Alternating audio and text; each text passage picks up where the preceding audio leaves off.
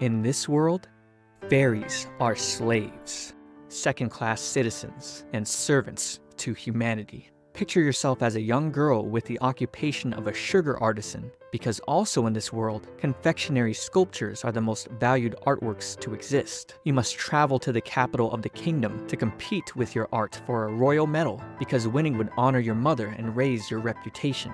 But the road ahead is dangerous, filled with bandits and rabid animals, so you must purchase a fairy servant who is a capable bodyguard. However, you weren't expecting to come across such a beautiful and powerful fairy, one that makes your heart flutter. Except there's one problem. He hates humans, you included. So, will you be able to win the medal and melt his frozen heart? This is the exciting story of Sugar Apple Fairy Tale. Let's get started and watch this tale unfold.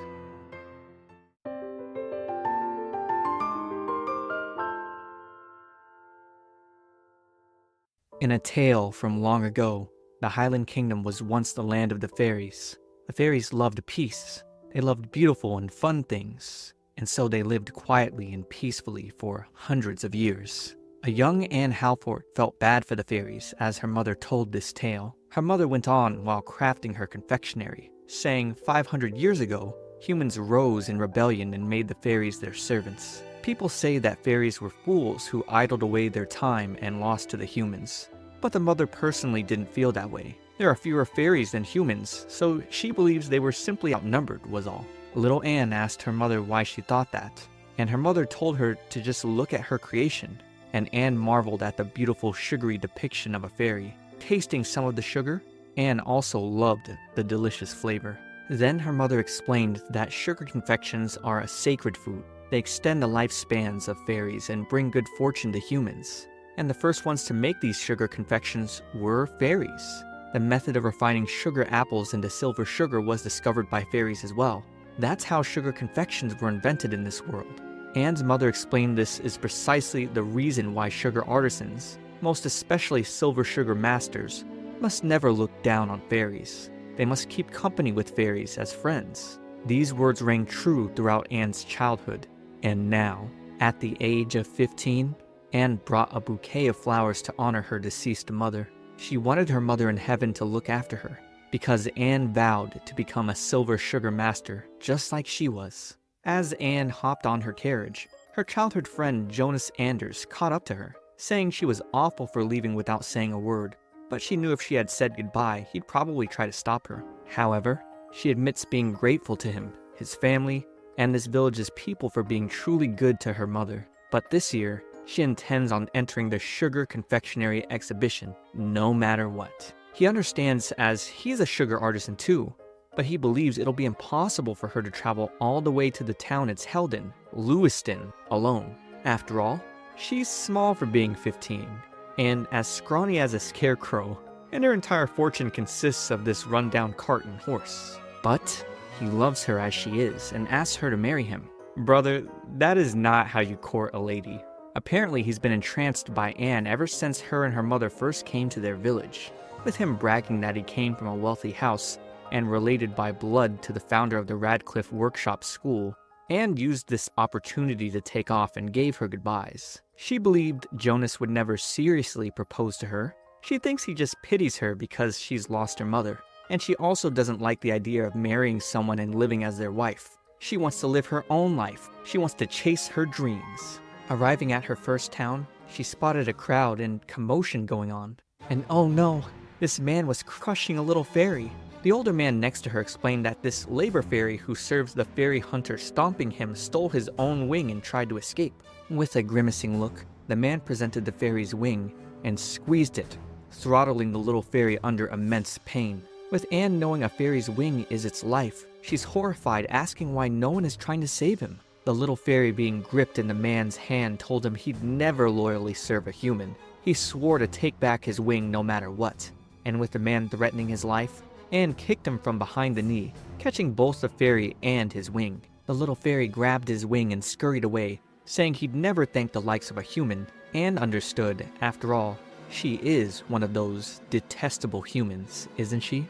The fairy hunter then got up to yell at her, because she let his labor fairy escape. She then scolded him, saying that if he was going to kill the fairy, her letting him leave is no different. The man then began raising his hand towards her, but the crowd didn't take violence towards the child so kindly, which forced him to take off. Anne then went to the fairy market and witnessed the horrible sight of the enslaved fairies being made to be sold as companions. She herself, though, was looking for a warrior fairy, but most of the stall owners wouldn't keep fairies as dangerous as that.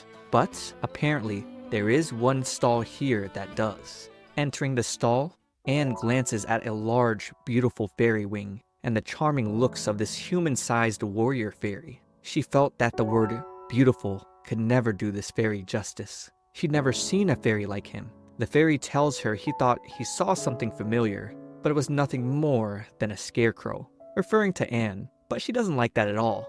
In this world, she's considered a girl in her prime. However, this fairy doesn't care about the prime of a scarecrow. The stall owner then appears and apologizes on behalf of his merchandise. This fairy apparently calls anyone who passes by names with no care for who they are.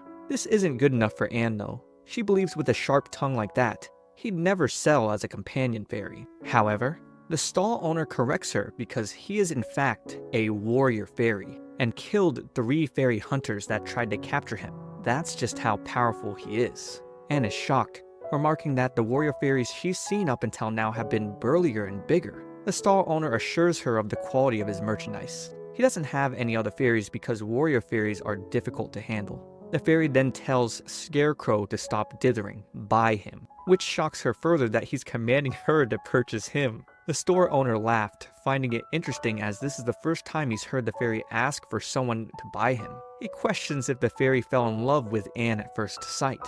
The fairy then responded, "Don't assume that I am like you, filthy human." So the man retaliated by clutching the fairy's wing, causing him to writhe in pain. Anne tried to stop the man, but he said the only way he was going to stop was for the price of 100 crests. With the fairy shuddering on the ground, Anne felt no choice and paid the man, pulling the beautiful wing out of the baggie. Anne verified its authenticity. Taking her leave, the man warned her that warrior fairies are savages.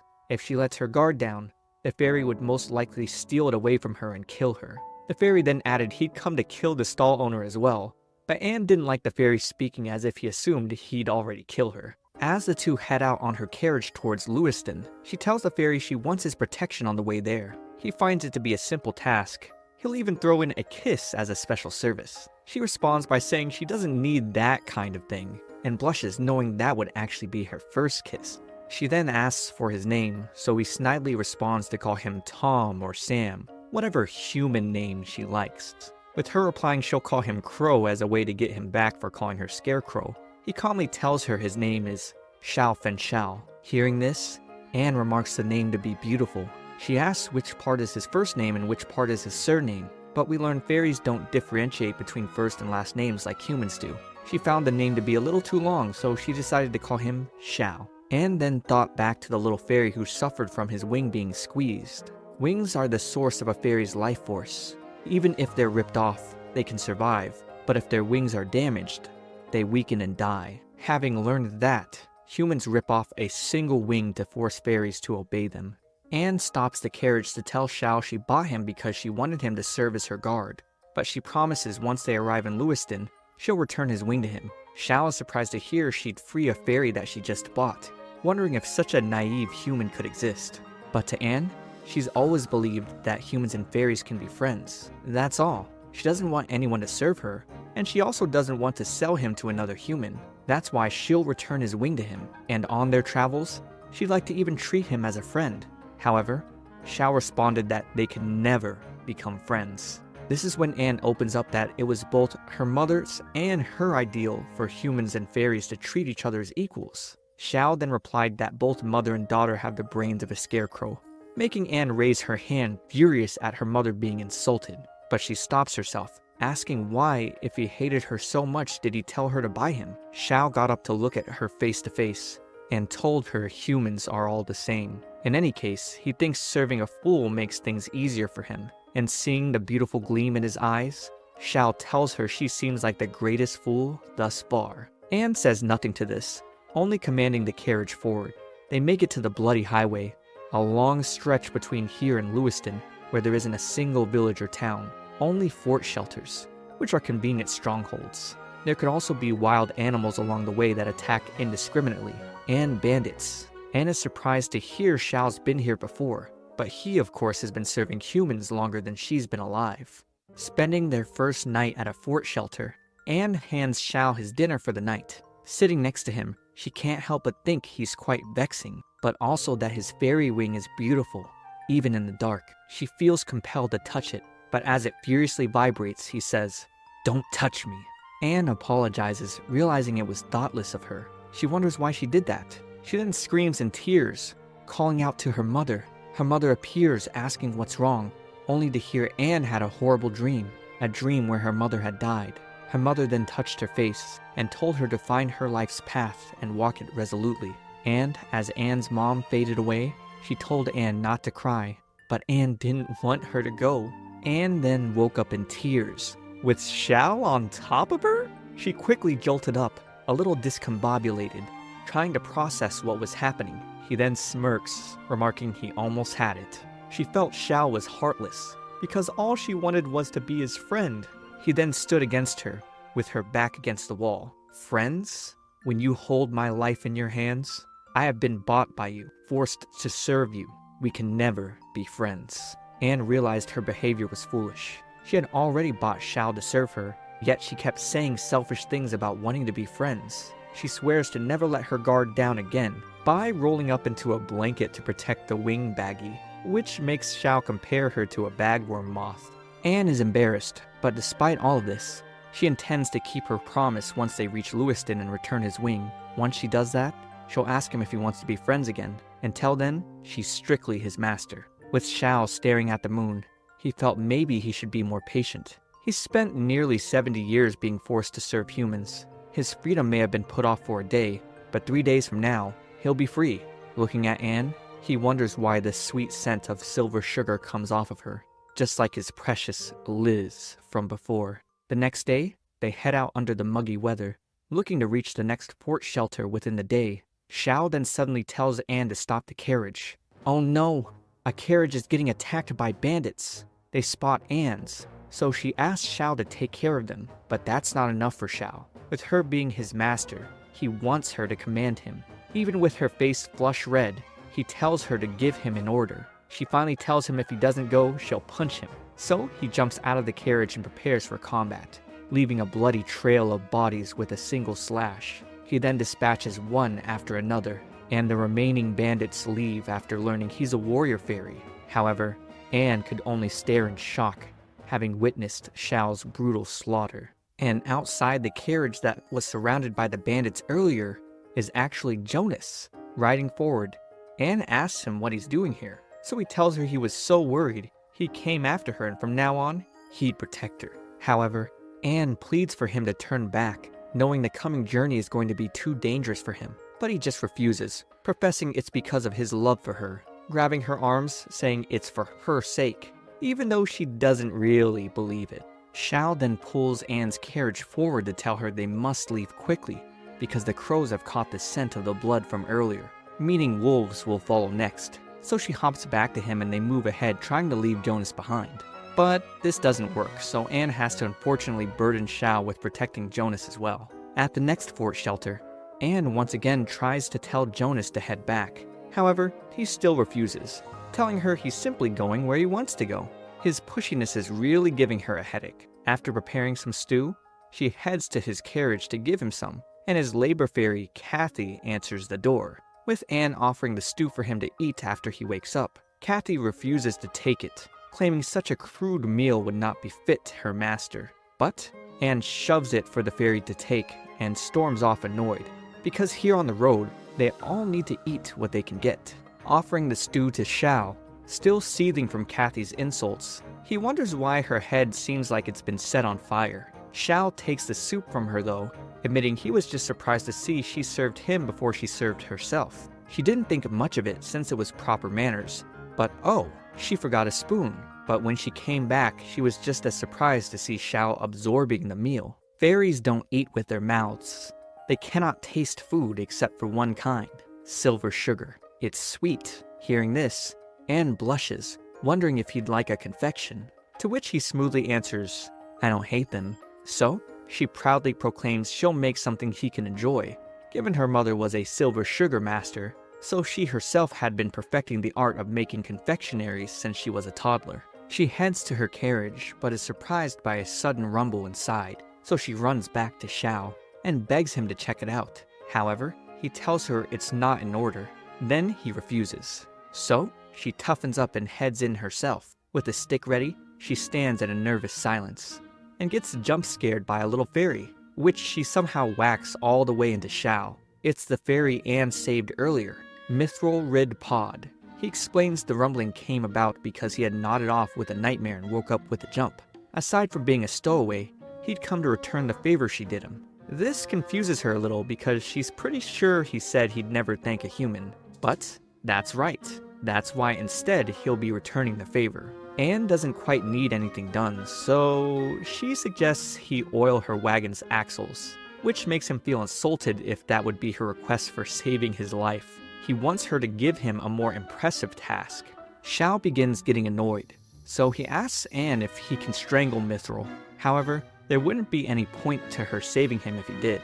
She tries telling him she doesn't need any favors so he can be off, but Mithril tells her if she doesn't give him a task, he will follow her into the depths of the underworld. This whole interaction is making Anne exhausted, so she rolls up her blanket for the night, saying she'll make a confection for Challe tomorrow. The next day, Anne is exhausted from Mithril talking all night, while he is napping peacefully. In the evening, at the next fort shelter, Anne introduces Challe and Mithril to Jonas and Kathy, but her fairies respond pretty rudely, which embarrasses her. Seeing that Jonas has so much delicious food, she supposes he wouldn't want any of her soup, to which Kathy retorts of course her master wouldn't eat such a crude soup reeking of beast fat. This irritates Jonas, so he tells Kathy to stop being rude and orders her to disappear. He apologizes on his fairy's behalf, and quickly switches his harsh attitude towards his fairy to a kind softness, saying he'd love to have her soup again tonight. Anne nervously acknowledges him, even thinking the master and servant dynamic he has with his fairy is probably correct. But she doesn't feel good about it at all, completely unaware of the tension Anne feels. Mithril stupidly proclaims Kathy's powers to be cool, but still lacking compared to his own. The next day, Anne asks what his powers are, and Mithril proudly explains he was born in a great lake in the kingdom of Highland, on a drop of water that landed on a leaf. Anne then asks if all fairies are born from water droplets, but that's not it at all actually. They're born from all sorts of things. They're born when the energy of an object condenses, when seen by a living being. Doesn't matter if it's human or animal.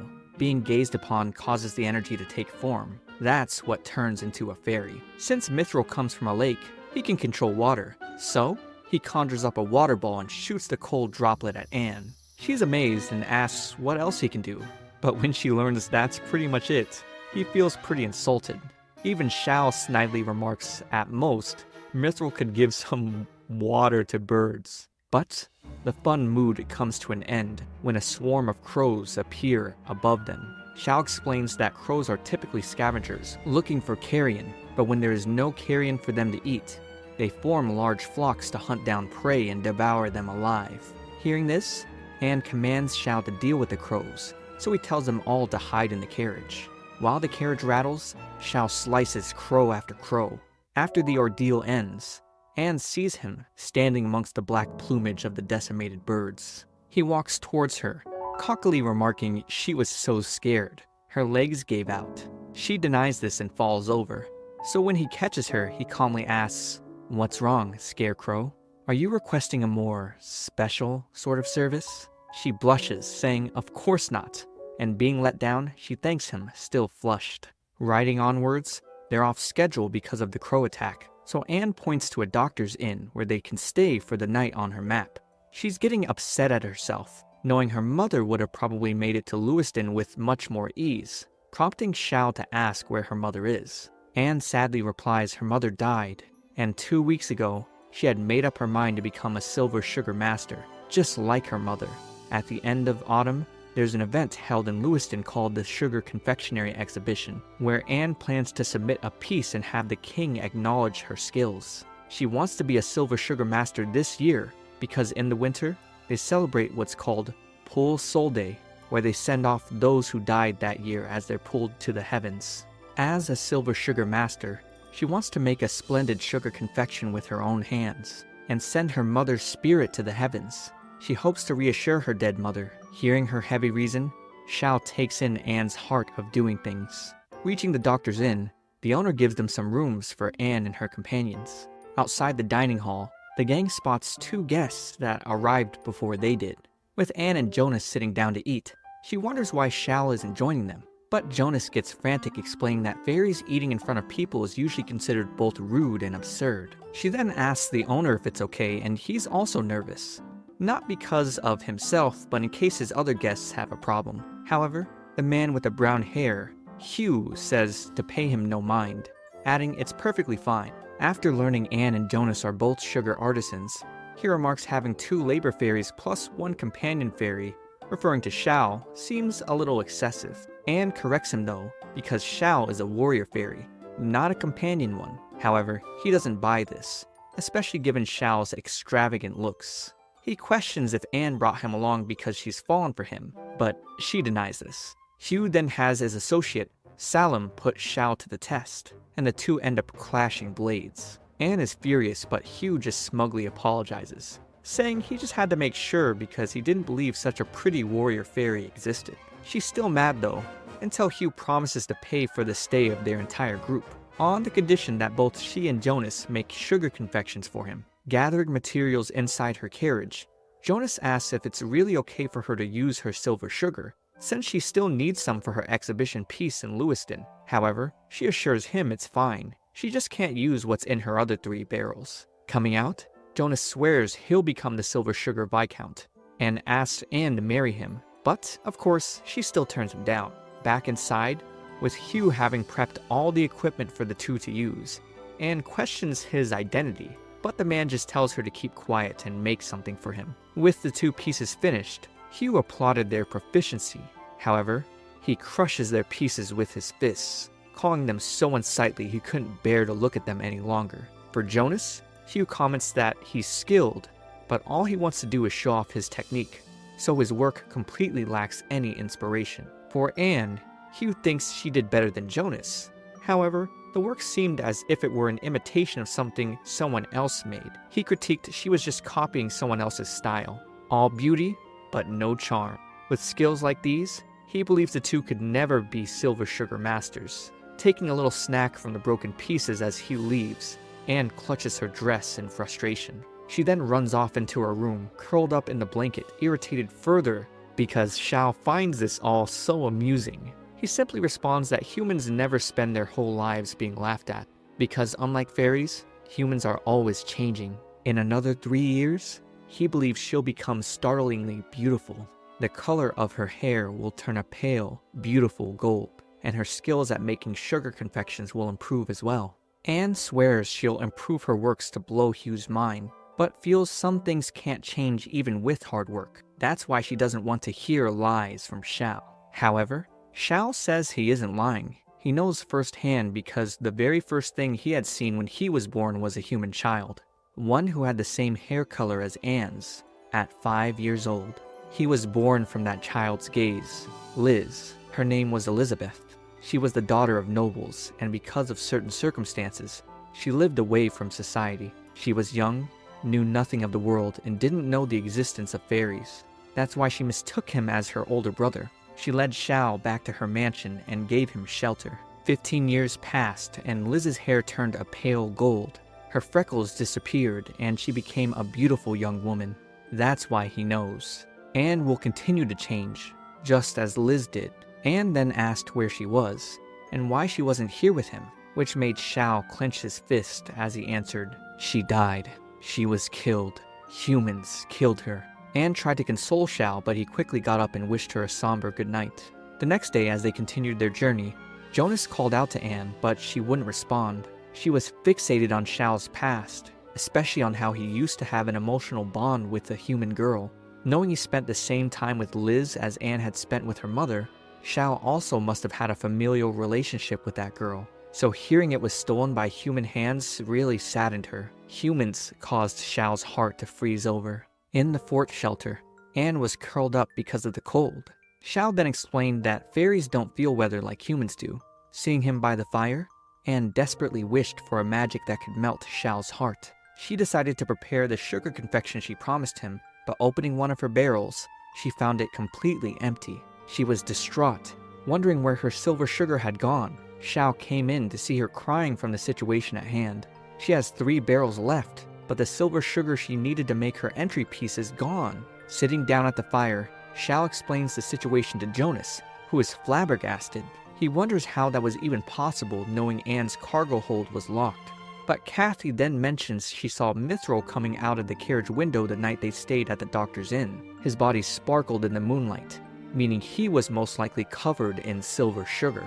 Mithril then suddenly woke up, hearing all of the commotion, and Jonas suddenly yelled at him to come down to them. He then accused Mithril of stealing Anne's silver sugar, and that Kathy witnessed it. However, Mithril denied the accusation.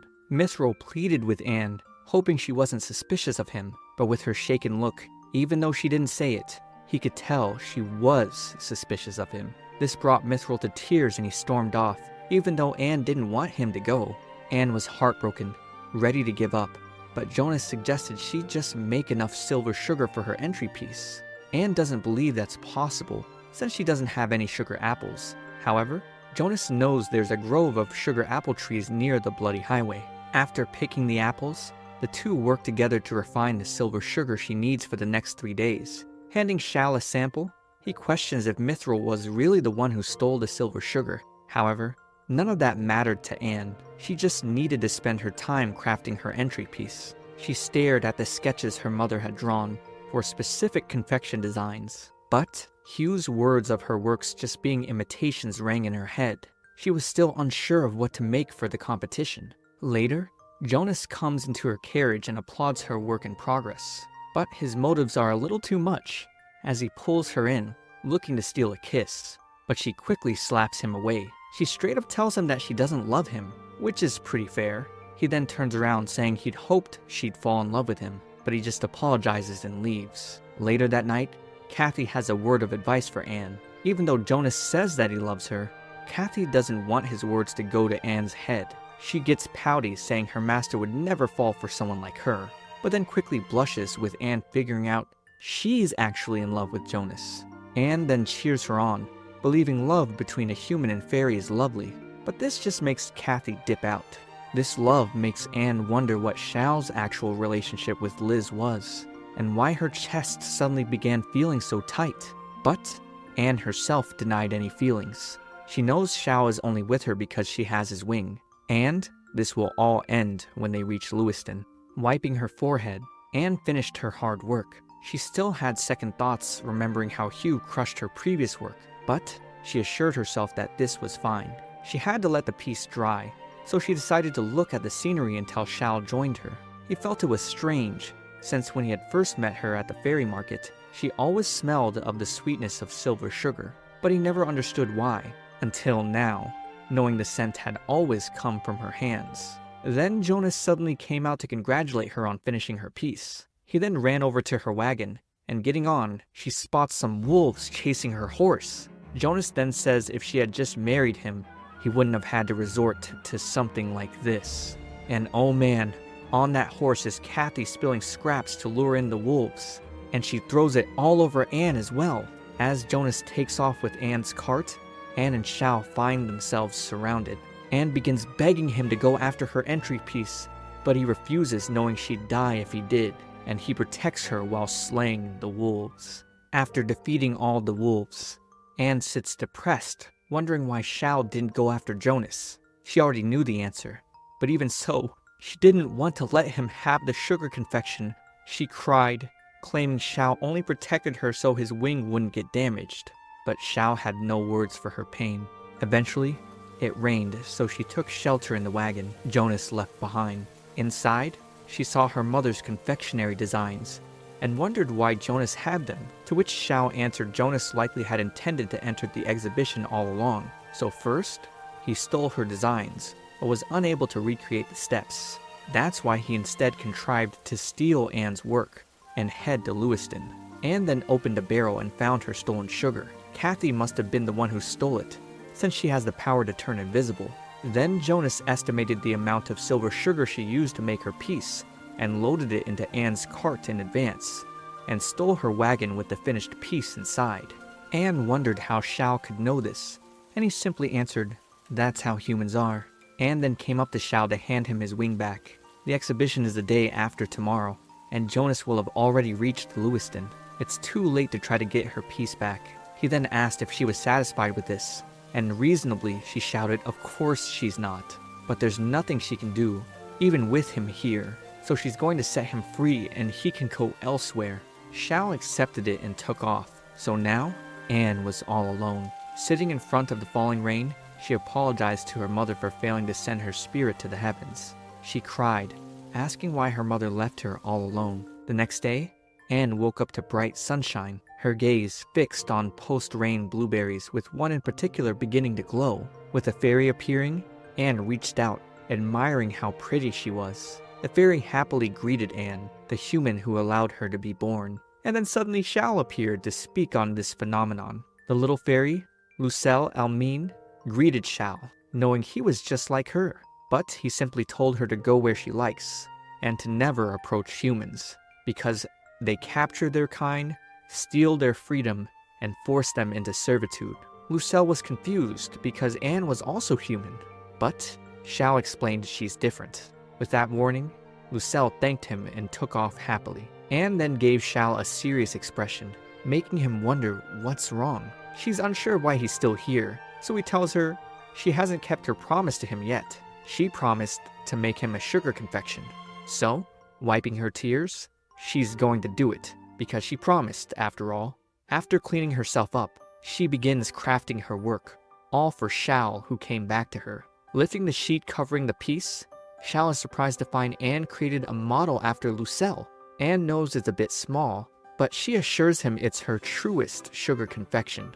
The word he has for it is beautiful. He then holds it up to stare at it against the sunset, and Anne asks to touch his wing, to which he agrees. When she holds it, she runs her fingers across, feeling how warm it is. After pulling away, he asks her once again if this sugar confection belongs to him. She agrees, so he'll do as he pleases with it.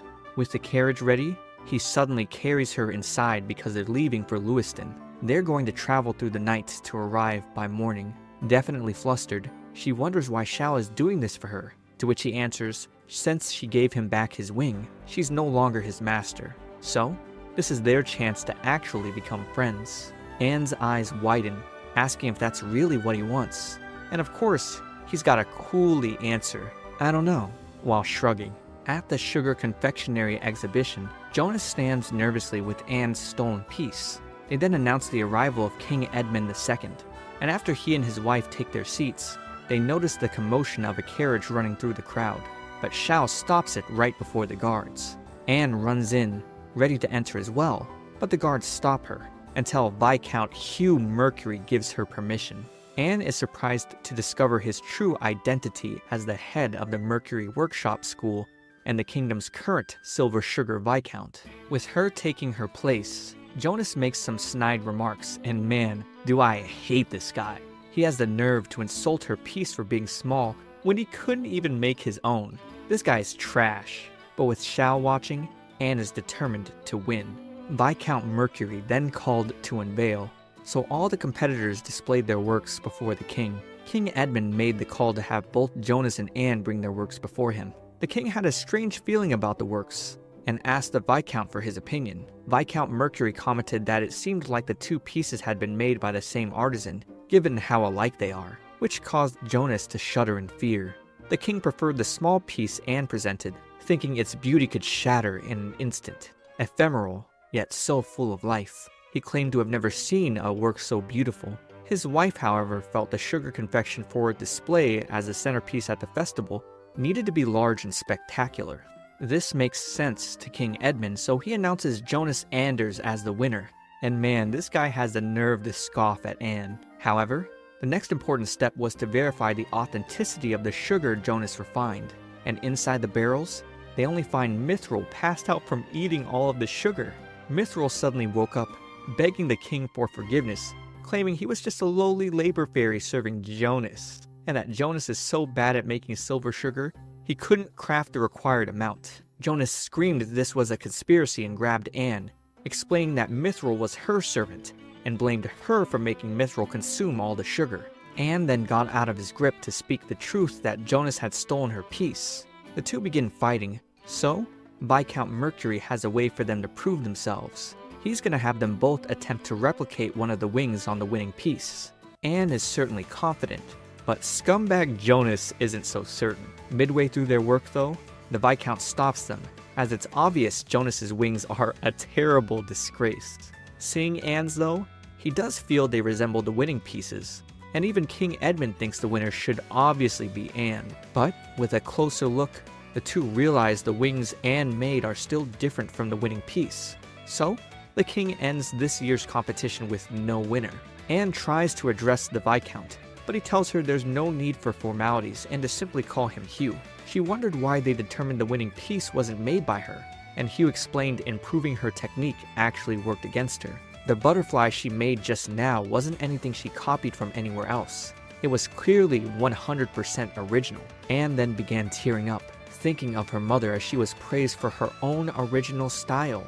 The queen then told her attendant to tell Anne that she hopes she competes again next year, as she's looking forward to her work. Hugh is left in charge of Jonas's punishment, so he asks Anne what it should be. Anne walks over to him, commanding Jonas to stand up, and she smacks the shit out of him. Oh yeah, she feels better, and I do too. And now he's bruised and ridiculed in front of everyone. Sifting through the crowd, she finds Challe to tell him she's going to enter again next year, and to give him the confection she promised, only for him to turn around and say it looks unpalatable, because he wants something made by a silver sugar master. She already told him she'd become one next year, and that's when he told her he'd finally taste her work. So, until she becomes a silver sugar master, he'll stay with her. He then pulls her close to give her a light kiss on the hand, and of course, Mithril has to ruin the moment. Anne apologizes for thinking that even for a second that he had eaten her silver sugar. He accepted it, and it didn't really bother him much because he had actually been sleeping inside her cart ever since the little scuffle. And with a peaceful end to the day, they ride off to their next destination. Just like I wish you'd ride along with me by liking this video and subscribing to my channel. Here on my Shoujo Weekly, I've got plenty of fun stories for you with action, romance, and pretty faces. So come on, you gotta subscribe, that way we can vibe.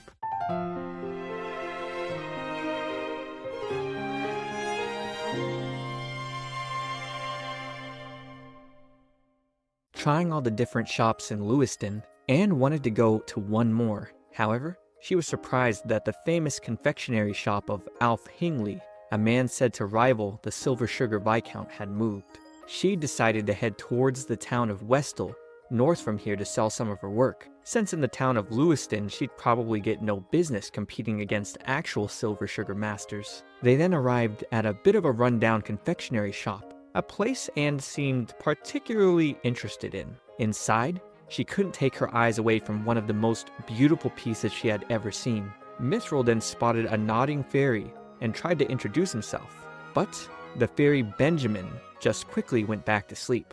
Watching the two banter, Anne didn't notice the confectionery in front of her was slowly getting pulled away, until she looked over, coming face to face with a shrouded man. The man tried to run away with the piece but fell and broke it, quickly running away past Challe, staring at the confectionery dust. The shop owner is upset at Anne, not knowing the other man was the cause of it. Even with Mithril trying to plead for her case, it's meaningless since Benjamin slept through the whole event. The man then gets closer and closer to Anne, and remembers she was the girl invited to come back by the king at the exhibition. Knowing her talent, he's decided to have her compensate him through labor. Challe then pulls her, saying there's no need. But the man also pulls, saying he's not letting her go until he's paid back. So, Challe draws his blade. But with Anne looking back and forth at the both of them, she decides to end the arguments and just work for the man. She doesn't believe it'll take long to make one sugar confection. Plus, it's her opportunity to learn how he made the beautiful piece from earlier. So, Anne began her work for the shop owner, Mr. Cat, working all day with Challe watching her until she crashed on the bed. The next day, she and Mr. Cat worked just as hard, because the new piece replacement was due in 2 days. Also, we learned Cat isn't his actual name, just a nickname someone gave him, but now people know it more than his real name, and he hates it. Challe questions why Cat doesn't have any sugar confections on display, given he's supposed to be running a business here. Cat replies things are fine the way they are, as he makes enough to eat on his own. The buyer for the particular piece he's making now is using it for a wedding. Anne was shocked to hear the piece was only 50 Bane, when it should be a more luxury item.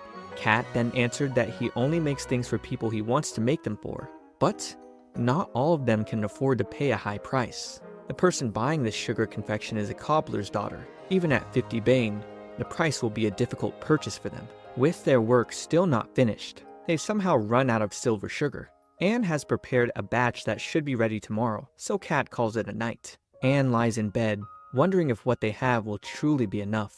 She then pulls out apples to prepare more, but it's so cold her hands can barely take it. Beginning the heat prep, she accidentally drops her rock, and is surprised to find Challe standing before her. Lighting up the fire, he tells her she didn't come back to bed, so he came to check and see why. Anne explains she wanted to prepare another barrel of sugar because if they were to run out, the piece wouldn't finish on time. Seeing her freeze, we're reminded once again that fairies cannot feel the cold, but they can feel warmth a little.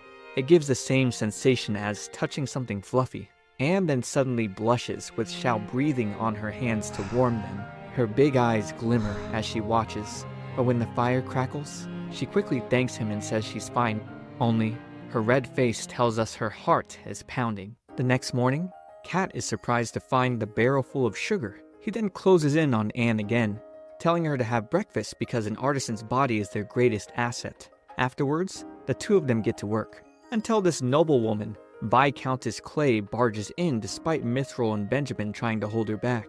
She apparently heard he was making a sugar confection for a cobbler's daughter, and demanded to buy their piece for an exorbitant higher price.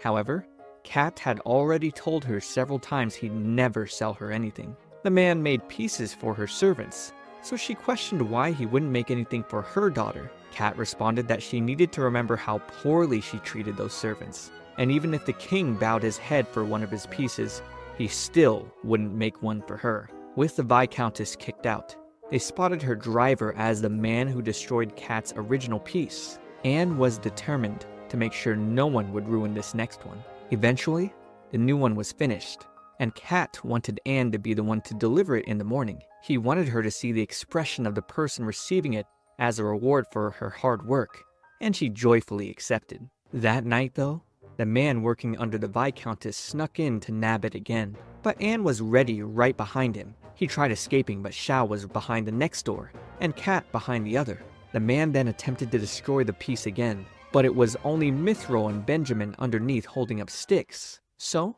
both Cat and the thief were confused about where the confection was. Turns out, Anne delivered the confection before dinner last night, then set up the fake piece and laid in wait for the thief. Cat apologized for accusing Anne of breaking the first piece, but Anne was fine, especially having seen the joyful expression on the cobbler's daughter's face. Knowing she was heading to Westall, Cat offered Anne his winter clothes, since he was about to close shop here and move down south, tired of Lewiston's winters. With Anne about to take off, Cat tells her she should see Hugh since she's heading to Westall.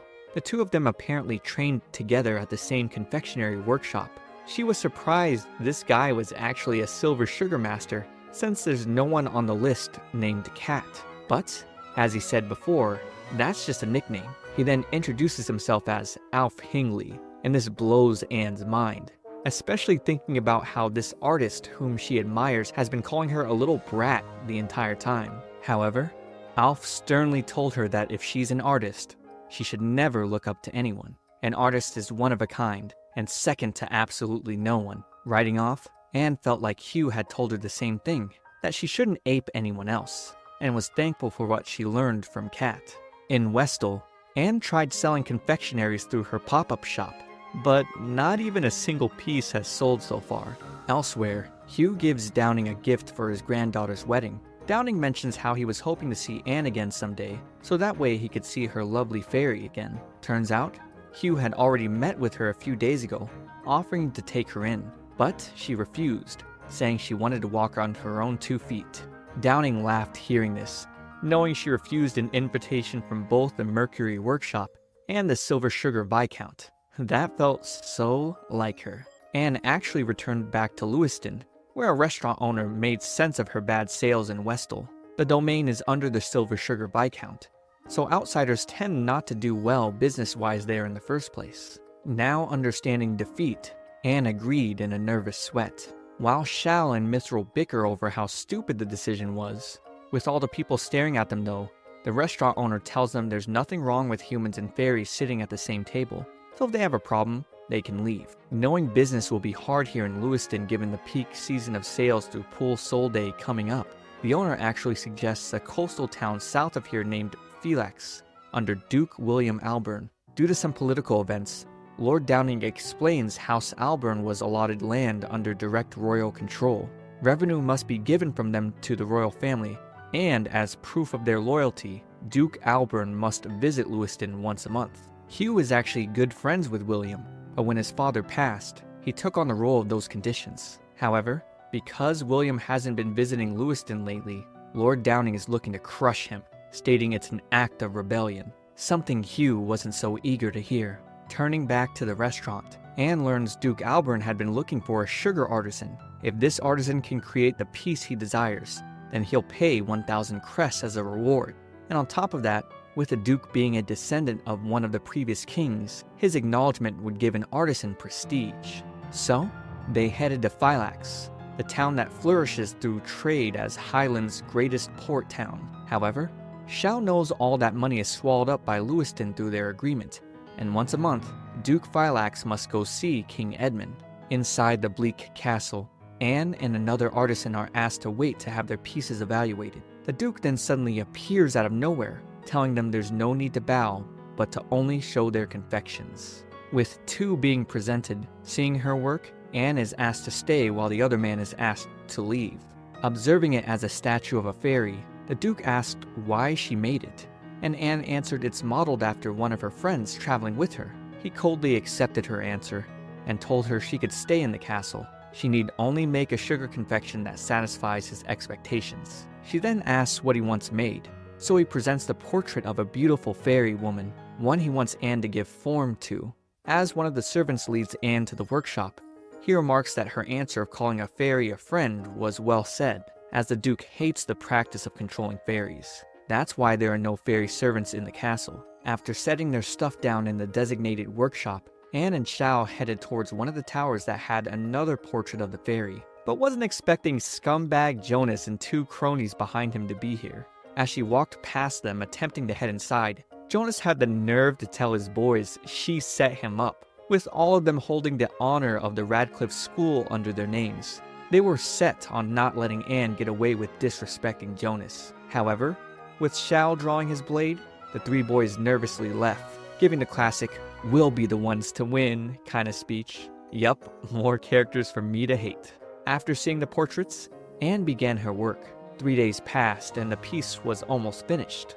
Mithril commented on the fact that Challe was always off somewhere being sentimental every time she got busy. Apparently, he used to live in a castle just like this one. Hearing that, Anne wondered if he was talking about with Liz. Getting distracted, she accidentally wiped blue pigment all over her face, so she went outside to wash it off by a well. And staring at her reflection in the bucket water, Challe's previous words of Liz's hair turning pale gold and freckles disappearing rang through her mind. She began to wonder if she would truly turn as beautiful as Challe said. She couldn't imagine it. She felt like she'd always stay scrawny and gangly like a scarecrow. She then wondered what Liz was like, but was somehow certain she must have been beautiful.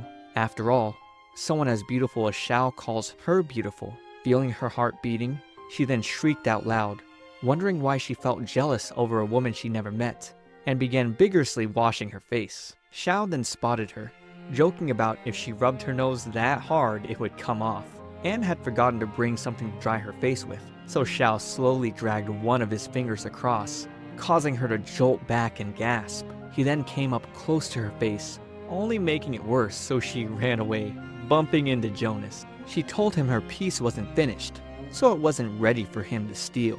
But he was cocky, saying he had no need for it as he finished his own yesterday, along with the other two. Duke Alburn viewed all three of them and kicked the other two out, only permitting Jonas to stay, only telling Jonas it showed promise. but he needed to increase the level of accuracy. Jonas is supposedly also the first person the Duke allowed to stay in the castle after showing his piece. This put his ego through the roof, as he showed off the tower he was upgraded to staying in. After finishing her piece, Anne immediately knocked out, so Challe picked her up and tucked her into bed, whispering, "You did well, Scarecrow." With the Duke staring at her piece the next day, he told her it wasn't right, but the feeling was much better than Jonas's. So, she just needed to increase the accuracy to satisfy him. He ordered her to stay in one of the other vacant towers, and now there was no need to take in any more artisans. Being shown her quarters, Jonas was of course surprised to find Anne had also passed as well. Having to compete again, neither of the two were willing to back down. Hearing the ringing of a bell, Anne can tell Jonas is calling the Duke to see his work again. So, Mithril decided to go take a look, but Challe returned back with him. He apparently wanted to play a prank on Jonas because he looked depressed. With Anne's work finished, she decided to call the Duke in to examine it, but he wasn't pleased. He expressed cold fury, saying that she and Jonas didn't understand, and stormed out. That night, as she stared at the painting of the fairy, she tried to make sense of what wasn't working. Duke Alburn had even said it wasn't different from the last piece she made. This is when Challe hypothesized that maybe the Duke wasn't looking for just a confection, otherwise hers should have sufficed. Despite all this, Anne wasn't discouraged, now attempting to make her piece look more realistic. Finishing once again, she decided to go look at the portrait to make sure it was truly accurate, but stumbled upon a disheveled Jonas exiting his room with a bruise on his face. He was shaking, having given up all hope because he couldn't understand the Duke's request. He wanted to quit so badly. He shouted at Anne and went back into his room. Presenting her piece to the Duke again, he just kept saying it was completely wrong, but unclear with the fine details. He just kept saying everything about it was wrong. Grabbing what he called a sham of an imitation, he shattered it, being unable to stand looking at the piece any further, only telling Anne to give it form. She stayed sitting depressed where the Duke left her. Both Challe and Mithril thought giving up was the correct course of action. However, remembering the gleam in the Duke's eyes when he had first seen her work gave her confidence to keep going. Challe had lived over 100 years at this point, so he admits to Anne that over time he's become a lot more bitter. With Anne thinking of him and Liz, she asked Challe what she was like. Thinking back, he remembered her blue eyes, long hair, and how mature she was, also quiet and thoughtful. Hearing that, Anne felt she herself was quite different from Liz. She thought things like, "I'm not pretty, I'm childish, I'm boisterous, and I never think hard enough about anything."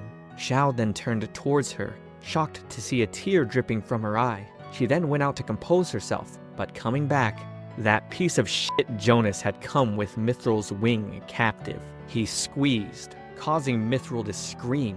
Jonas's demand? He wanted Anne to tell Challe she didn't want him with her anymore, and that he needed to leave this castle and never appear before her again. Oh my god, why do we keep dealing with this guy? I hate him. Get him off the show, please. He told her he'd give the wing back if she listened, but if she told Challe, he'd rip the wing to shreds. Walking up the stairs, Challe was still reflecting on why Anne had asked about Liz and why she cried earlier, but nothing could prepare anyone for her telling him exactly what Jonas told her to, without even looking at his face. He asked why, but with her shaking, she told him it was her fault and to not ask any further. So, he accepted and took off. Jonas wasn't done with her, however. He wanted the both of them to meet with Duke Alburn, where she wouldn't be allowed to oppose anything he had to say.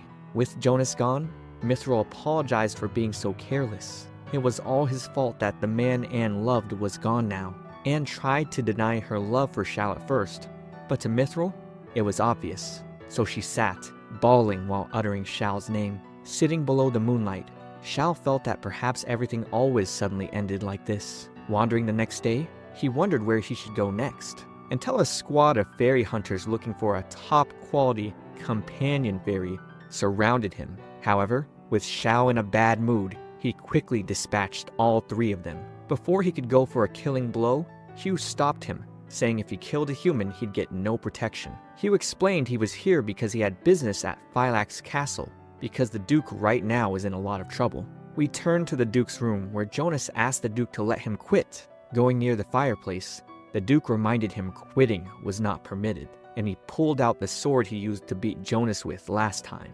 Jonas pleaded as hard as he could to let Anne do all the work instead, so she wagered she would complete it without fail, something the Duke could agree to. Afterwards, Jonas handed the wing back and left in defeat. Heading to the castle, Hugh explained that the Duke of Phylax hasn't visited Lewiston for the last year and a half, meaning he's been shirking his royal duty. Earl Downing finds it unforgivable and has requested the Duke's subjugation. The king was overcome and had to give him permission. So, if Hugh isn't able to reason with William to explain himself, the Earl will come with soldiers, putting everyone in the castle in danger. Hugh doesn't want his dear friend to die, but before he became the Silver Sugar Viscount, he would even often make sugar confections for the woman by the Duke's side. That's why he knows William isn't a bad guy. In the Duke's room, Hugh invited him to visit Lewiston, explaining the severity of the situation. But the Duke just lied depressed, saying he wasn't going. Then, Hugh brought up Lady Christina could come with him if he wanted, making William get up, threatening Hugh to leave immediately. So, Hugh exited. During all this, Anne kept observing the portrait, now asking Mithril why the confection had to be modeled after this fairy in particular. The daylight then shined over the portrait, making Anne realize something she'd been missing the entire time. This fairy still had both her wings attached, meaning she'd never been made to serve anyone. The two then hatched up a plan. Mithril would leave the castle to go find Challe and tell him the truth, while Anne would ask the Duke more personal questions about the fairy in the portrait. Getting an audience with the Duke alone, Anne asked to learn more information about the fairy in the portrait, believing it was necessary to give the confection form. To the Duke, however, this greatly disturbed his memories, so if she learned everything she could and was still unable to create it, she'd have to pay with her life. Even hearing his threat, he was fully prepared to succeed. So with that, he confessed the fairy's name was Christina, or Lealis Sil Eril. Anne got up suddenly to ask why he didn't call her by her fairy name, but this was actually a desire from Christina. From the moment she was born, she had wanted a human-like name. She gazed out idly at the wave crests from which she'd been born. He felt her being caught and hurt by humans was lamentable, so he brought her back to the castle. But Anne gasped hearing how she died and vanished a year and a half ago, and now it was apparent the Duke was still in love with her. Back in the carriage, Hugh asked Challe how long fairies born of the sea live. Apparently, sea fairies' lives are unstable, so it varies. Some live for hundreds of years and some vanish after only a few. Even with sugar confections, the best ones made by someone at Hugh's level could only extend a fairy's life by a few weeks to a few months. Understanding the gravity of this, Hugh now knew William's pain from losing his lover. Anne then asked the Duke if she could bring her tools into his room. She wants to ask questions about Christina while she works to give it form. Back at Hugh's carriage, they suddenly stop, knowing the Earl is just ahead of them. He tries to reason with the Earl at camp, but to no avail. Salim then came up to Challe with a canister, containing Mithril, who had eaten all the soup inside. Mithril's eyes watered as he quickly explained everything that happened in detail, and how Anne had been aching to see him this entire time. Challe then shoved Mithril back into the canister and bolted out towards the castle. Anne worked, explaining she wanted to get Lady Christina correct in every facet, from height to expression, thinking of how the person most important to herself always seemed to look at her in a bad mood. Eventually, one of the servants came to the door, telling the Duke more than 300 servants had surrounded the castle. However, the Duke only told his servant to tell them to wait because he had to see this confection through. Anne asked why this was happening, but was simply commanded by the Duke to work, threatened even. To Duke Alburn, Christina was the only one who ever understood him. Anne continued to work, wanting to make the one thing he desired, and to depict Christina's feelings exactly as he remembered. Then suddenly, Challe appeared at the door, huffing from his exhaustive hurry. He then quickly grabbed onto Anne, saying he would be taking her back, and that her idiocy was astounding, making her tear up in joy. She apologized for the horrible things she said, but Challe understood. The most important thing was to leave the castle before the attack began. The Duke, of course, wasn't going to let her leave. However, Challe drew his blade ready to cut him down. Challe was then shocked to hear Anne was serious about continuing her work, but he smiled and withdrew his blade.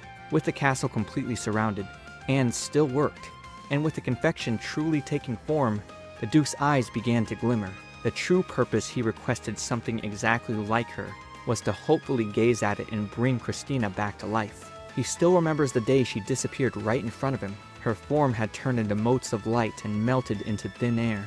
He had it set in his heart to give her form once again. Challe simply told him it was impossible, and the only thing that could be born from this piece is a strange, warped fairy, which deeply upset Duke Alburn. The castle then began shaking from the attempted siege outside, but Anne was still determined to finish.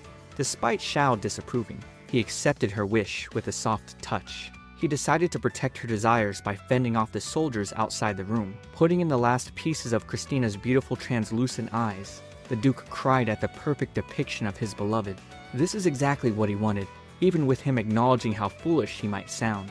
Despite this, Anne gave him belief, saying no one has proven for sure a fairy couldn't be brought back to life, and these words of comfort made him happy. Handing Anne her reward and acknowledging her talent, she ran to Challe, tripping down the stairs and falling into his arms. With Hugh and the soldiers heading upstairs to subjugate the Duke, Challe then held Anne close. He admitted he was so worried about her, and looking up at him, she told him she did want him to stay by her side. Back at the restaurant in Lewiston, the owner had heard about Anne's skills being acknowledged and that now the Duke of Phylax would be living under the supervision of Earl Downing. A happy end to this story. On Pool Sol Day, Anne lit a candle for her mother and set down the confection she created in her honor. With that, the three then enjoyed the food stalls of the festival.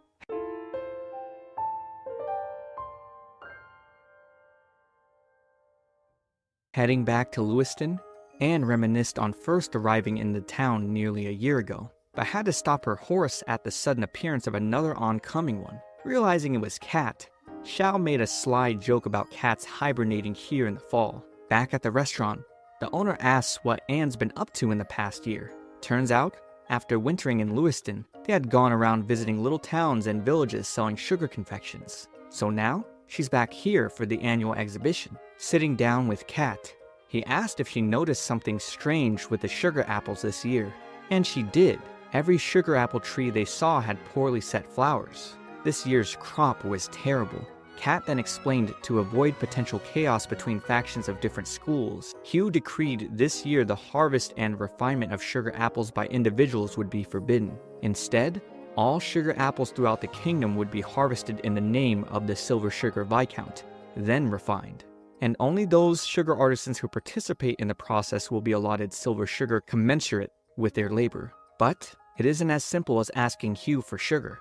The Radcliffe workshop had already gathered a majority of all the sugar apples throughout the kingdom, while the Page and Mercury workshops had taken the remains. So the only way to obtain silver sugar is to assist in refinement at one of the schools. However, Anne hadn't heard about this at all. The members of the Radcliffe school should have informed her, but instead, they only harassed her at every town they were in, which frustrated Kat to no end. They're definitely jealous of her recognition by the Duke of Phylax. So, they made their way to the main Radcliffe school, where we see Jonas again, who jumps at the sight of Anne. But the boy in charge of reception, Sammy Jones, pulls him out of the way to welcome the famous Alf Hingley. However, as any of us would expect, he's completely rude to Anne because she's a woman. After learning she's Anne Halford, he got more stern, remembering she's the one that set Jonas up last year. There's also a rumor that she seduced Hugh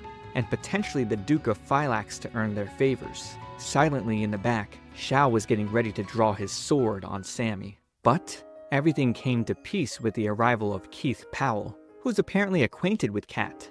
After greeting Anne kindly, he was stunned, fixated on Challe's beautiful looks. Even though the rules here are worker fairies only, Keith will allow Challe to stay as long as he allows himself to model for his piece this year for the exhibition. Anne is about to turn Keith down, not wanting to objectify Challe, but Challe stops her, willing to do what it takes to help her get into the school. With Anne and her friends being shown to their room, she wonders about Keith's identity and why he's so valued here.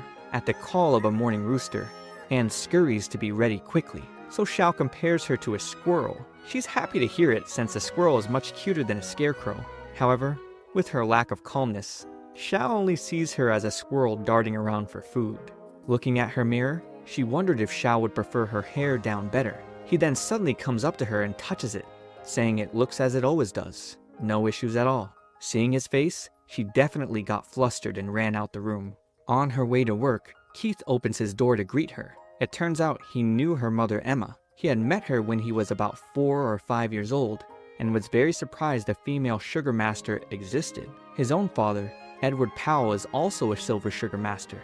Anne recognizes that name, as Edward was the previous silver sugar viscount. So that's why Keith is recognized by many. Edward served as a wonderful viscount for over 20 years, but died 6 months before Anne's mother due to illness. With Keith's father having come from the page school, Anne asked why he was here. Keith answered he didn't want to receive special treatment as his father's son, but instead, as just another artisan. However, people still treated him special here. He respected his father, but Keith felt his own situation was always uncomfortable and restrictive, especially while his father was alive.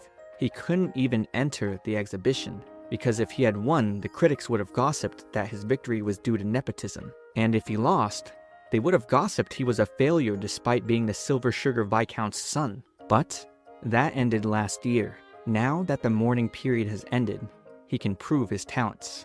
He then brought Challe to his room, who was ready to fulfill his promise. However, Challe was extremely displeased that the other members of the school didn't inform Anne about this year's situation. So as it stands, she doesn't even have silver sugar to work with at the moment. Learning this now, Keith commented the students here were cowardly and disgraceful, but he is glad Anne is entering this year, because he knows none of the other artisans will be competition for him. He then reveals some dark news. This may be Anne's last year to be an artisan if she doesn't become a silver sugar master, due to the jealousy she's garnered from artisans all around. Keith asks Challe to keep this a secret from her so that she doesn't feel any additional pressure. He wants to compete with her fairly. Entering the workshop, Anne and Mithril are astonished to see the hustle and bustle of all the artists refining the sugar, but also that there wasn't a single other woman here. Kat then appeared, mentioning women are transgressors who turned their backs on the will of God, which is why they are not allowed to make the sacred food, sugar confections. When God created a woman and a man, the wish was for them to rule over the earth. However, the human woman fell in love with the king of fairies and ended up vowing to serve him. The one who cleansed humanity of the woman's crimes and freed the world from the fairies was ancestor King Cedric, a story Anne wasn't really aware of since she never attended church. Kat added it was just a story, but among artisans, it remained the reason that women shouldn't meddle in this work. But also, this work is physically demanding for women as well. Next to arrive was Master Marcus Radcliffe, Jonas, and Sammy. Kat didn't take too kindly to him, since Master Radcliffe's workshop was the very reason he and Anne were informed about this year's working decree so late. Master Radcliffe puts Kat in charge of overseeing the refinement as a whole, so he takes his leave. He then talks to Anne, and we learn he's also Jonas's uncle. The only words he has for her is to keep up with everyone else at the same pace. Otherwise, she won't be given any sugar. However, he's very harsh with Jonas, letting him know if he loses to Anne again, Keith will become the only candidate as the next head of the workshop. Getting into a work-ready outfit, Anne asks Kat for his orders. So, he sends her to one of the big cauldrons. But as she struggles to work, a man picks her up and takes her out, not wanting her to hurt herself. Elliot Collins introduces himself as an ally of all women, and he's also a silver sugar master who's standing in for the head of the Page Workshop. Next to introduce herself is the daughter of the Page Workshop headmaster, Bridget Page. She's Elliot's fiancée, but enough introductions. Anne has to get back to work, although she stops with all the guys staring at her, so Kat scolds them, saying anyone who's able should be allowed to work here. Watching her work, Bridget finds it odd that a woman is both being acknowledged as an artisan and allowed to work here. She calls it laughable and walks off. After work, an exhausted Anne gets in line for her dinner. Instead of serving her, Bridget just sighs, asking how a girl like her could dress like that. The rule is 1 plate per person. However, Anne has guests with her and would like plates for them too. Keith intervenes, giving permission. But when Challe comes onto the scene, Bridget blushes with the beautiful fairy before her asking for a serving. When Anne and Challe head out, Bridget couldn't help but stare. Inside their room, Challe couldn't take his eyes off of Anne, who breathed a deep sigh of exhaustion. There was a knock on the door, where Jonas was given orders from his uncle to tell Anne where the sugar apples were. Staring at the apples in the barrel, Anne was tired. So tired, in fact, she decided to take a little nap, but woke up to Challe carrying her back. He laid her in bed and gave her a light kiss for the night. Remembering when she told him to leave her back at Felix's castle, he now understood perhaps he was the one who didn't want them to be separated. Stepping outside to get Anne some water, Bridget commented it was terrible she made him work late at night. She tried getting in Challe's way, saying if he didn't like serving Anne, he could serve her instead. She'd let him live in a nice room and even give him lots of sugar confections. Challe scoffed right past her, bluntly stating she only wants him as a pet, and closed the door on her. 6 days later, Anne had a scuffle at the refinery, getting shoved off the cauldron because she was taking too long. She just wanted the sugar to be high quality. However, Sammy mocked her, saying with this year's sugar being mass-produced, no one would care. Anne stood on her principles, questioning if every year's sugar after this would be made of inferior quality. Keith then pulled her away, attempting to calm Anne down. He reasoned that everything was being overseen by both Kat and Elliot, so they'd eventually fix things. This works, so Keith shifts the conversation to ask what piece Anne is going to make. She hadn't had time to even think about it, so she asked why Elliot wanted Challe as his model. He answered it's because the royal family tends to favor sugar confections with a fairy motif. If one visits the head temple of the Church of St. Lewiston Bell, there's a book about the royal family and sugar confections. Seeing Keith's artistic depiction of Challe, Anne thinks it's amazing how his essence truly comes through. Every piece has been crafted so delicately. She then questioned if she had made it. Would the results have been this good? Looking at the window, she spotted Challe with Bridget. But why? Bridget had discovered Challe wasn't actually serving Anne. Challe doesn't want to have any sort of conversation with her, but she stops him, and with tears, she runs into his body. Seeing this makes Anne clench her teeth. Bridget unloaded onto Challe that her fiancé was decided a long time ago by her father, and she didn't understand what love was. But seeing Challe, her heart raced so fast, she didn't know what to do. She confessed her love to him, and that's when Keith called Anne onto their next task. However, Challe pushed Bridget off. He asked her what she would have done if she were in love with someone like Kat or Keith. She admitted she would be too embarrassed to confess something like this. So once again, Challe understood she wasn't embarrassed now because he was just a fairy, being treated no different than a second-class citizen. If she wanted him, she had better steal his wing and give him an order for love. Walking with Keith, Anne was fixated on why Challe and Bridget were alone together. Keith noticed something was wrong, so he took her hand and told her they should go for a run. And with her cheering up, Challe walked in on them. Keith explained with them getting to work, she should run and leave her worries behind, which only left a stir in Challe's heart. In the evening, Anne decided to take a walk with Mithril to clear her mind, as things with her and Challe haven't been feeling right. For the past week, he spent just about every night modeling for Keith. Jonas and Kathy then appeared, with Kathy beginning her smack talk, but he quieted her. He declared that this year, he was going to make a proper piece, one that he truly wants to create. Seeing Anne's expression though, Jonas feels as if she doesn't even see him as competition. He's sure of it now. He hates her. Thinking about a piece she wants to create, she's now curious as to why the royal family favors fairy motif sugar confections. The next day, she and Challe headed to the church temple, but their silence together is unusually awkward. Challe thinks this meekness isn't like her. So, Anne brings up that she thought he'd be too busy on a date with Bridget today. However, Challe doesn't even know who that is. Anne then tries to jog his mind, saying the two of them embraced yesterday afternoon. Now realizing the blonde girl's name, he brings up that she kept chattering on about whether she'd buy him or not. So he told her if she wanted him, she better steal his wing. There have always been humans like that. Anne is relieved, thinking that was the reason he seemed out of sorts yesterday. But Challe responded if he had to pick a reason, the reason would be Anne. At the church, the priest declines their entry into the library because it's under renovation at the moment. The particular book she's looking for, however, is written in old Highlandian script, something the priest believes she wouldn't be able to read anyways. After the priest leaves, Anne and Challe gaze up on the art on the ceiling that depicts their founding king, Cedric, versus the Fairy King. Challe then mentions the Fairy King's name, Riselva Cyril Sash. It's likely the Obsidian he was born from had always known. He can even read the old Highlandian script on the ceiling. It reads that King Cedric was the Fairy King's slave, a truth that makes Anne jolt.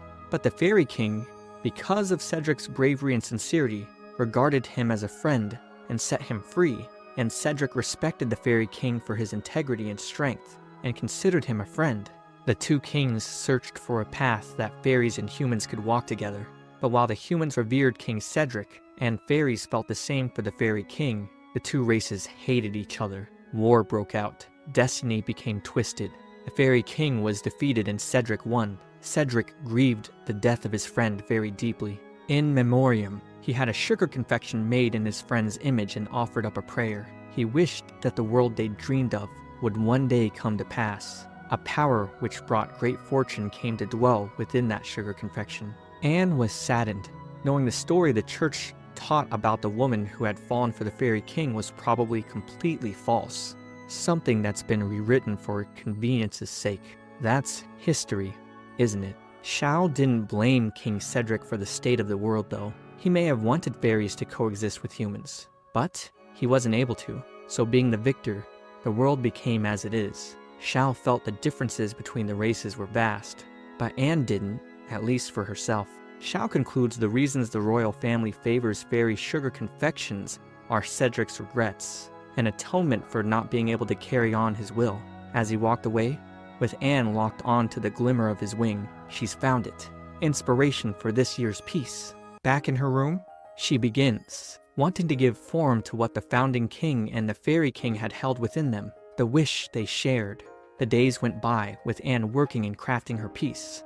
During break, Keith offered her a drink. She was a little extra exhausted because she had finished her piece last night. Just in the nick of time, since the Sugar Confectionery Exhibition is the day after tomorrow. Master Radcliffe then appeared, hearing she finished, and per regulations, he must conduct an inspection on her work. Entering her room, Mithril was trying to sneak a taste of her silver sugar. Apparently, all fairies can easily tell the difference between different sugars. And looking at the open barrel, Sammy stares at it for some reason. Anne then unleashed her piece, and everyone was taken aback seeing the climbing roses that symbolized the royal family being wrapped within a fairy's wing like the crescent shape of the moon. Keith had confidence in his work. However, after seeing Anne's, he's a little uneasy now. Hearing this shocks Sammy. That night, Jonas came to her door. Apparently, Sammy told him Master Radcliffe was looking for her, and that she should go to the workroom. However, they were surrounded by Sammy and his men, with Master Radcliffe nowhere to be found. Jonas had no idea about this. Sammy then told him he found it infuriating that this girl was about to cheat her way to the royal medal. He hated the idea that she would be insulting Keith, so he was prepared to boil her hands in the pot. Kathy took this opportunity to free Jonas, and he ran out of the building into Anne's room to inform Challe. Challe then dipped immediately. Right before her hands reach the water, Challe makes it just in time to draw his blade on these bastards. Before slicing Sammy's head off, Anne begs him to stop. With the sword right on his neck, Challe swears to one day kill them all. After Sammy and his cronies leave, Challe blames himself for not being there for her, for allowing himself to be separated from her. She cried into his chest because she was just so scared, and he consoled her, telling Anne she was all right now. Later, Master Radcliffe apologized on behalf of his workshop, but they were all shocked to hear Jonas would be the one expelled from Radcliffe. Anne tried explaining it wasn't Jonas, but instead Sammy Jones. However, Master Radcliffe got angry because it was Sammy and the others who made the report. Oh my god. Now there's someone I hate more than Jonas.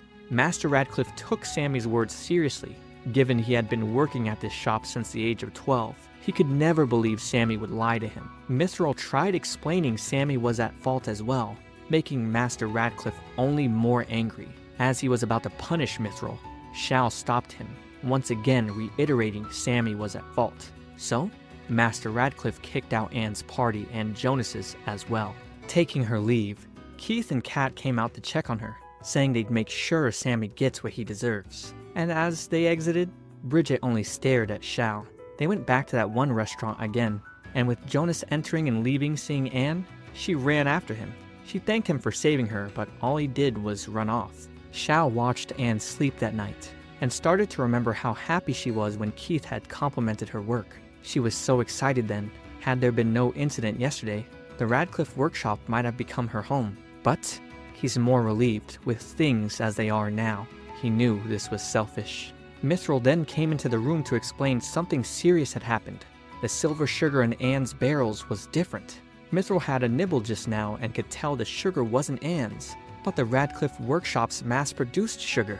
Challe evaluated it himself and tossed it out of anger knowing the truth. He told Mithril to keep this a secret from Anne and to let her join the exhibition tomorrow regardless. He himself was going to go on a mission to find her silver sugar. Back at the Radcliffe workshop that night, Challe, Kat, and Keith visited Elliot. To absolve Anne of the bad sugar, they needed both proof and a witness that the sugar had been stolen, so they wanted a smooth talker like Elliot to help. He let them in, and they found his fiancée Bridget after many drinks complaining that everyone spoils Anne and gives her all the attention. However, she jolts up hearing Challe tell her she understood nothing. Anne did everything by herself and never gave up no matter what. He then told Bridget the only one being spoiled was her, causing her to sit down depressed. Keith and Kat explained Anne's situation with the replaced sugar. They needed eyewitness proof, and the only one who had that was Bridget. She saw everything, who they were, what they did, and what happened to Anne's silver sugar. Challe demanded answers, but Bridget refused to give any. At the exhibition, Anne asked Mithril if Challe really had hiccups so badly that he went out to find herbs. She didn't quite believe it, even though Mithril was adamant that was the reason he wasn't here. Keith then arrived and apologized because Bridget wouldn't tell them what she knew, so Challe stayed behind to persuade her. He was truly saddened that he wouldn't be able to compete against Anne fairly. Anne was confused, but before Keith could explain, Hugh commanded him to stay in his position. A letter had come to Hugh this morning. It read that Anne Halford was not someone worthy of being called a sugar artisan. She had no skills in refining silver sugar, and the proof is that the silver sugar she brought is the mass-produced kind made during this year's special refining mandate. Keith tried to defend her, citing Hugh should know better than anyone. However, Earl Downing quieted him, stating that as long as there's an accusation, it should be investigated or else it'll brew trouble later. So, Anne gave them permission to inspect her barrels. Opening them up for inspection, Anne was distraught, seeing the sugar that was not hers. Master Radcliffe declared the obvious, which was that the sugar was the same kind as what was mass-produced at his workshop. Back in Bridget's room, Challe told her if she didn't answer, he'd cut her down. Bridget accepted though, knowing she held all the cards. Anne would fail to become a silver sugar master, and Challe would be disposed of as a human-killing fairy. He'd never see Anne again, which is exactly what she wanted. So, he offered his wing for the truth, and she held it against her cheek. She then commanded him to kiss her. So he did, and she lost herself, embracing him closely. No, no, no! This wasn't supposed to happen! Back at the exhibition, the people called for Anne's disqualification, and that piece of shit Sammy smirked at her downfall. The Earl commanded their silence. With the arrival of King Edmund II, hearing the news, the king very matter-of-factly told Anne if her sugar was nowhere to be found, she'd be disqualified. But before that, he asked to see her piece, not for an assessment, but simply because his wife asked to see it. So Anne unveiled a piece that truly captured everyone in awe. She then asked the king if there was any fairy he could trust. So they summoned their servant, Clifford. She broke a piece, causing everyone to gasp. But Anne knew fairies could taste the difference between silver sugars. Thus, Clifford ate it, remarking the taste to be quite delicious. He announced it to be made from exceptionally high-quality silver sugar, different from the mass-produced ones. Everyone was shocked she was willing to break her piece just to prove her innocence. After putting the cover back on, Anne was surprised to see Challe had arrived with Bridget. She was allowed an audience with the king, where she explained the whereabouts of Anne's sugar. She then pointed inside the tent that held the barrels with Sammy Jones's name on them.